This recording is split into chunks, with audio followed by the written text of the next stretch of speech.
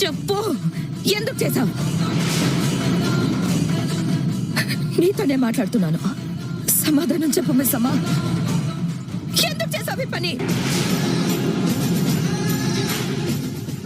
అమర్ కట్టాల్సిన తాళి పడాల్సిందే నా మెడలో. వేలు పట్టుకుని 7 అడుగులు వెయ్యాల్సిందే నాతో.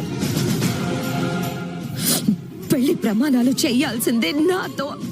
కలిసి బ్రతకాల్సిందే నాతో. అసలు నీది కాని స్థానంలోకి నువ్వెందుకు వచ్చావు?